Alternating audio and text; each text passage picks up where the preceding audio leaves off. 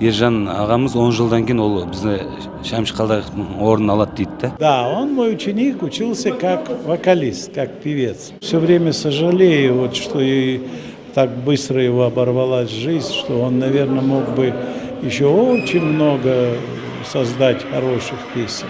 Қазақ мінезін ән арқылы жеткізе білетін Ержан Серікбаевтың шығармашылығын сүйер қауым 10 сәуір күні студенттер сарайында бас қосты. Ол дүркіреген хит туындылардың авторы. Сазгерді еске алу кешін продюсер, өнердің жанкүйері Ерғали Әбдірайымов қолға алған. Бұл жерде біз білмейміз, біз ұттық па, атылдық па. Бұл жерде біз нақша табайық сол кісінің арқасынан деген сияқты ондай ешқандай ой жоқ. Артылып жатса жаңағы баласына может сыйлық тартармыз. Маған үлкен бақыт осылай менің әкемді сыйлайтын адамдар көп екендігіне. Сазгердің жалғыз тұяғының ұйымдастырушыларға алғысы шексіз. Себебі аталмыш кеште бой көрсеткен отандық өнер иелері Ержан ағаның адамдық қасиеттерін еске алып жатты. Сату деген ол мүмкін болған шығар, өйткені бірақ жаңағы әнші соны жақсы көріп тұрып, егер әнші өзіне ұнап жатса, бұл жаңағы саудаласу, я болмаса мынанша тұрады деген естіген емеспіз. Композиторларды ән сатып жатқанда Ержаннан мен екі ән сатып алдым. Сол екі әнді қай ән екенін айтпаймын, бірақ екеуі де маған менің табиғатыма дұрыс келмейді екен. Ал былай өзім жақсы көріп, немесе Ержанның өзі